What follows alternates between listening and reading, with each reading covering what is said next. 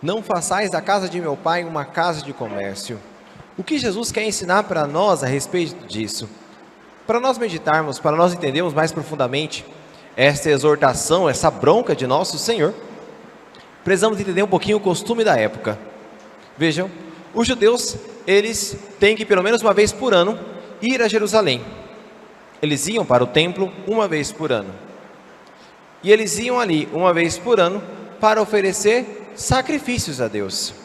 Era assim que pedia a lei. E esses sacrifícios eram sacrifícios de animais.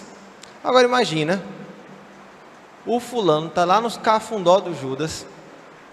Como é que ele vai trazer um boi de lá para cá? É muito difícil. Então o que eles faziam? Juntava dinheiro. Quando chegava lá no templo, eles compravam o animal, na medida daquilo que eles tinham condições de comprar. E lá então, dali, ficaria mais fácil ele levar esse animal para ser sacrificado. Daí então teve esse costume de ter ali nos arredores do templo diversas barracas, podemos dizer assim, currais, com os animais para serem vendidos, esses animais que seriam sacrificados pelas pessoas, pelos sacerdotes, melhor dizendo, lá no templo. E por que nosso Senhor pedia o sacrifício? E qual era o sentido do sacrifício? Entendendo isso, vamos entender um pouquinho mais o que nosso Senhor quer nos ensinar.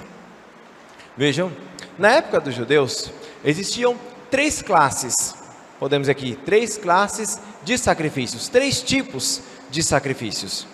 Existiam os sacrifícios expiatórios, os sacrifícios impetratórios e os sacrifícios que nós podemos chamar aqui sacrifícios de holocausto ou sacrifícios de adoração. Cada um deles tinha uma finalidade, tinha um significado. Os sacrifícios expiatórios eram aqueles sacrifícios que a pessoa oferecia aquele animal para ser sacrificado como uma forma de perdão pelas faltas, pelo pecado que cometeu. Ou no dia da expiação, quando, por exemplo, um animal era sacrificado, o outro, todo mundo estendia a mão para assumir os pecados da humanidade e era lançado para o deserto. Era o chamado bode. Daí surgiu o termo bode expiatório, né? Bota a culpa em um e joga esse um, pronto. Ou hoje a gente pode dizer boi de piranha, né? O bode expiatório, sacrifícios expiatórios, que eram oferecidos, né, o animal que morria para o perdão de um pecado, de uma falta. Então a pessoa ela fez alguma falta, fez algum pecado, ela ia lá, levava um animal. Na verdade ela comprava ali, ficava mais fácil, né? Geralmente moravam longe. E ali então comprava aquele animal então era sacrificado.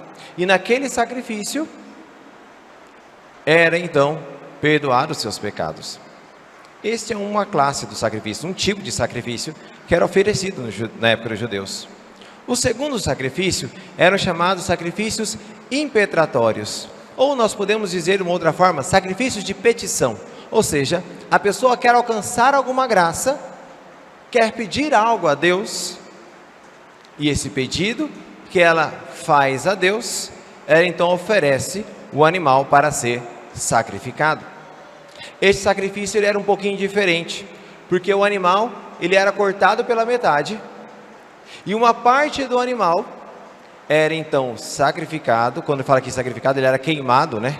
E ali, naquele ato de queimar aquela carne, né? E ela sendo toda consumida pelo fogo, era o sinal então que estava todo entregue a Deus. E a outra parte então, o sacerdote ele comia, não para fazer churrasco, mas é porque ao comer ele estava se unindo àquele sacrifício. É como se o sacerdote ele fizesse o seguinte: naquele pedido que o fulano está fazendo e que ele ofereceu esse sacrifício, eu me uno também, Senhor, para pedir por ele a Ti. Tanto é que o sacerdote, ele é o pontífice que une o povo a Deus, que une Deus ao povo. E por isso ele se coloca nessa posição. Por isso ele alimenta daquele sacrifício que é ofertado a Deus, para dizer assim: eu me uno a esse sacrifício e eu junto peço, na condição de sacrifício. Assim era o sacrifício impetratório, sacrifício de petição, podemos dizer assim. E o último era o sacrifício de adoração, que era feito no formato de holocausto, quando todo o animal era sacrificado. Este sacrifício também muitas vezes era utilizado em ações de graças, por agradecimento de uma graça alcançada. Mas o fato é então que este sacrifício, ele tinha como objetivo não pedir um perdão, não pedir uma graça, mas esse sacrifício, ele era um reconhecimento ou das graças alcançadas, ou reconhecimento do grande poderio de Deus na sua vida. Essas são as 3 classes de sacrifícios. Padre, e por que sacrifício? Por que não poderia ser de uma outra forma? Por que tem que matar os boizinhos, as pombinhas, as ovelhinhas, coitadinha delas? Porque, meus queridos irmãos, vamos entender aqui de uma forma pedagógica.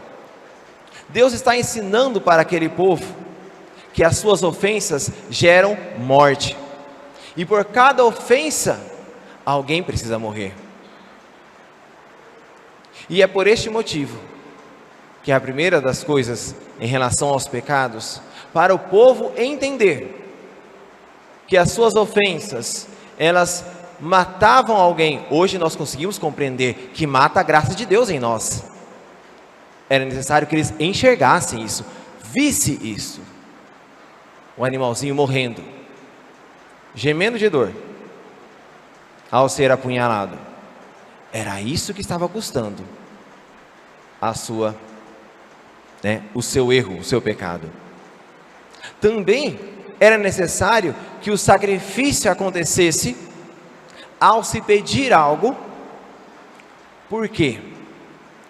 Porque tanto alguém tem, podemos dizer assim, autoridade diante de outro, quanto alguém se sacrifica por este outro. Por que que os pais têm autoridade diante dos seus filhos? Porque os pais sacrificam a sua própria vida pelos seus filhos. Quando Jesus, ele assume o papel como um bom pastor, o que ele diz no final daquela passagem? Eu vim para servir e dar a vida. A autoridade, meus queridos irmãos, na Bíblia, ele não vem de um poder tirânico, mas vem de um primeiro que se sacrifica. Nós precisamos redescobrir essa autoridade, principalmente os pais, as pessoas, os patrões. Todos aqueles que detêm autoridade de alguma certa forma na sociedade, devem entender que são os primeiros a se sacrificar. O patrão não é o primeiro a receber o salário, é o último a receber o salário. Depois de acertar o salário de todos os funcionários, o que sobrar então e acertar todas as dívidas da empresa, aí fica com o patrão. Aqui, pegando um exemplo, só para nós entendermos, não que eu estou querendo aqui redefinir, as leis de comércio, mas só para nós entendermos de uma forma analógica o que eu quero dizer. A autoridade na Bíblia, ela vem do sacrifício. E com que autoridade a pessoa ela vai pedir algo a Deus? Ela precisa se sacrificar, mas ela não pode morrer. Então alguém tem que morrer no seu lugar. E por isso então é sacrificado o animalzinho. E não somente o animalzinho é sacrificado, mas quando o sacerdote se alimenta, ele também de alguma forma se faz sacrifício para pedir aquela graça. Porque as graças de Deus, meus queridos irmãos, elas são valiosas. E existe uma lei da natureza que é o seguinte: é justo que muito custe aquilo que muito vale. Por que que um carro é mais valioso do que uma caneta? Porque para você conseguir um carro, você precisa de muito mais suor gasto do que para você conseguir uma caneta. E por isso o carro é mais valioso, porque custa mais adquiri-lo. As graças de Deus são valiosíssimas e custam muito, custam uma vida. Assim o povo aprendia que as graças de Deus, elas são bens preciosos, que as graças do alto são bens preciosos, porque para ter aquela graça que aquela pessoa estava pedindo, que era a recuperação de uma saúde, que era a libertação de algum vício, que era a volta do Filho para o caminho de Deus, que é uma cura, uma libertação, aquelas graças custavam uma vida.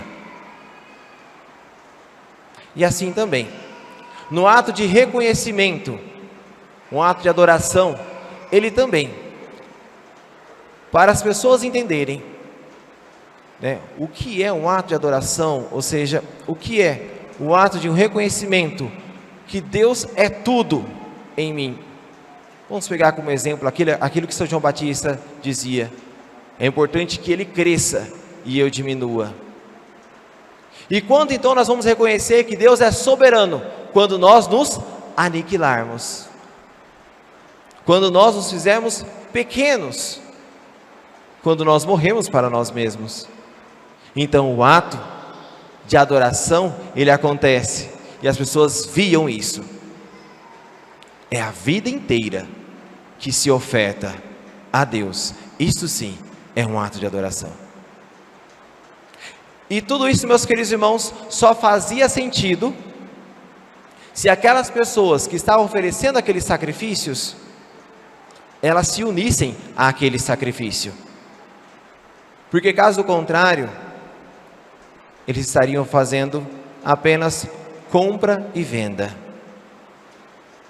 Quando alguém compra e vende um produto, ela não está se oferecendo naquele produto. Você vai no mercado, você vai comprando as coisas, você escolhe as coisas que você vai comprar e pronto.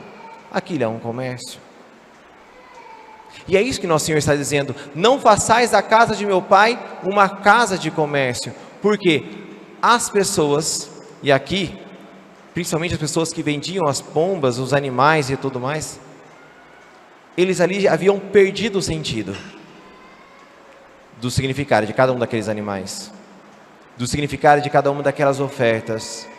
E pasmem, eles estavam ali por autorização dos sacerdotes, sinal de que os próprios sacerdotes estavam se esquecendo do real sentido de cada um daqueles sacrifícios. E por que nós estamos escutando essa passagem na Quaresma?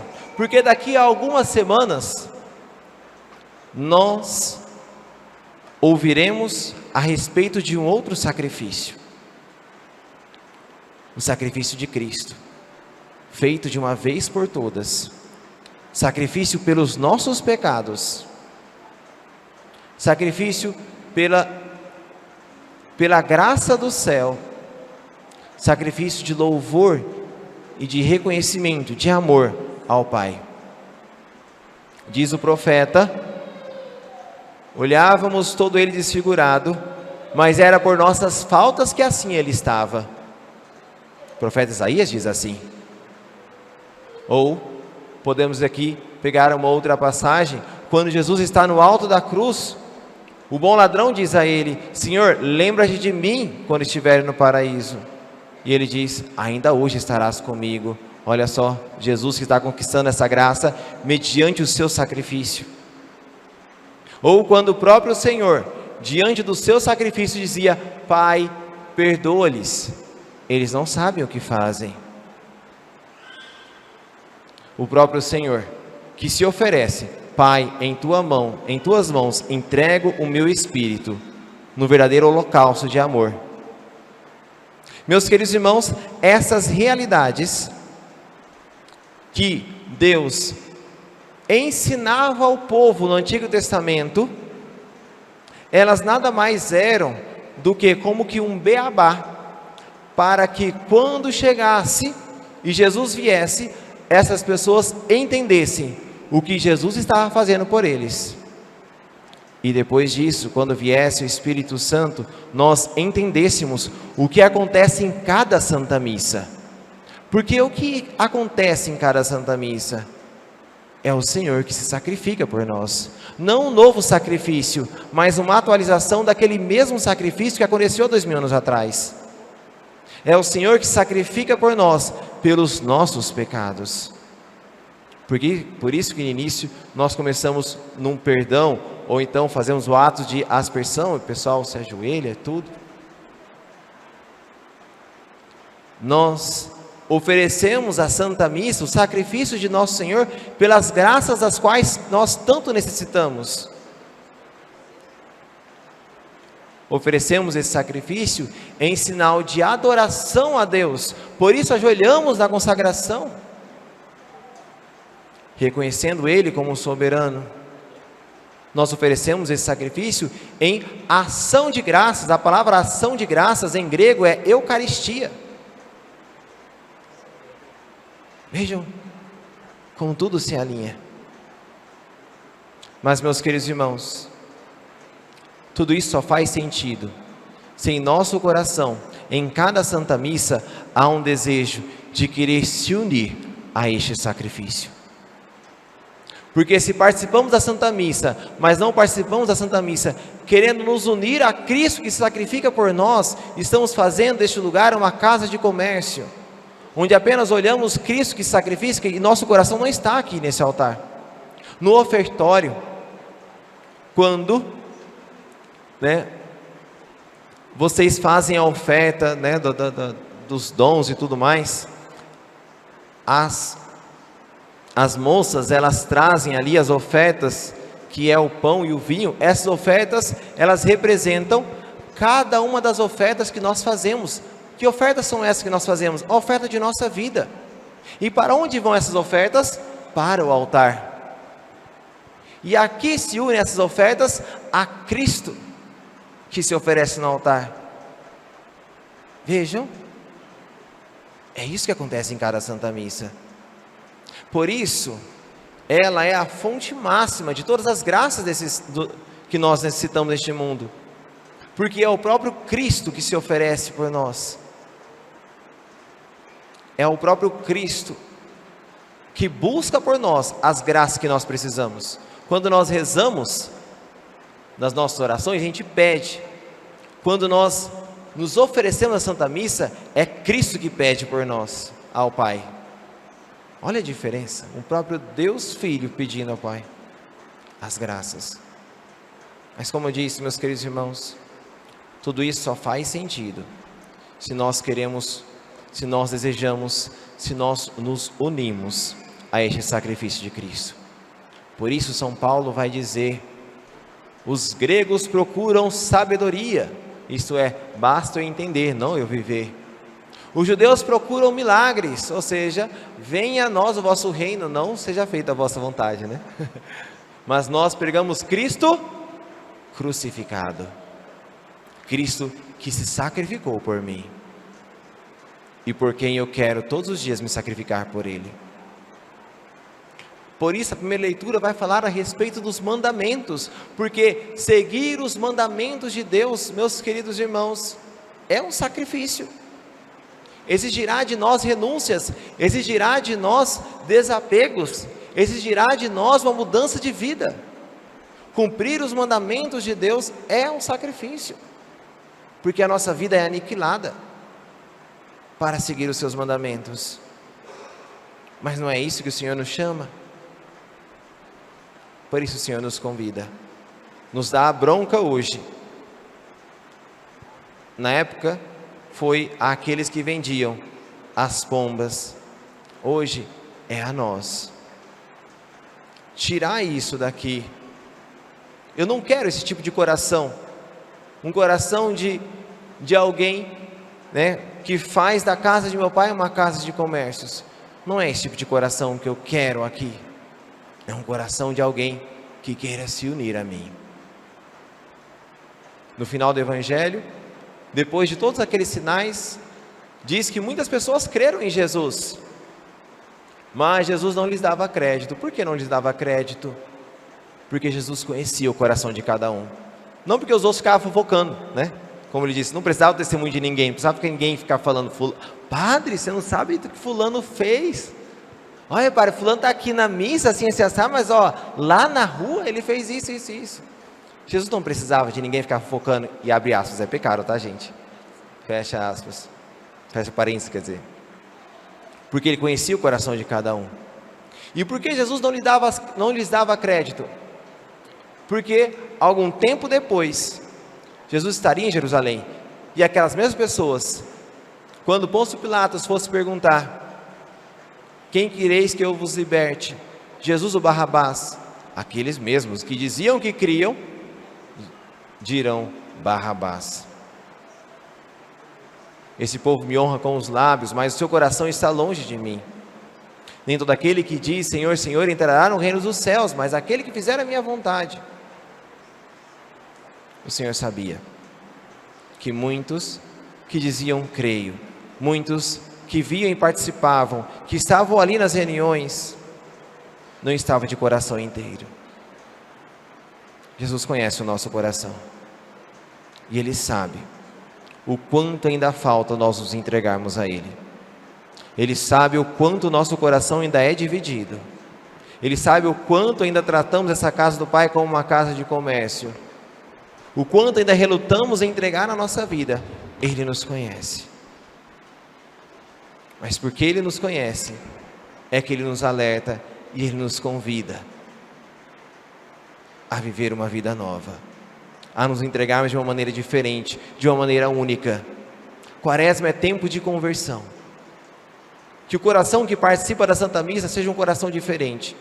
Não mais um coração que participa alheio de um sacrifício, de uma entrega, que é a entrega de nosso Senhor, mas um coração que deseja estar lá. Como aquela criança, que quando olha para o pai, com o seu ofício, a criança admira o pai. E a criança, você vê lá a criancinha, o pai que é marceneiro, aí a criancinha tem lá e brinca de ser marceneiro também, porque ela admira o pai e quer ser como o pai. A criança que admira o ofício do seu pai, a criança que admira o ofício de sua mãe, e começa a imitar em casa, porque quer ser igual, porque ama e quer ser parecido com aquele que ama. É a este coração de criança que o Senhor deseja a nós. Um coração que olha em cada Santa Missa e vê o Senhor que se sacrifica, e os olhos brilham de amor. Um dia eu quero ser assim também. Um dia eu quero entregar-me assim também, Senhor, como o Senhor se entregou por mim, como o Senhor se entregou ao Pai. Que cada Santa Missa, meus queridos irmãos, acenda em nós esse desejo, como acende nos olhos, no coração da criança, o desejo de querer ser aquele que ela tanto admira. Que o Senhor nos conceda a graça de um coração novo. Seja louvado nosso Senhor Jesus Cristo.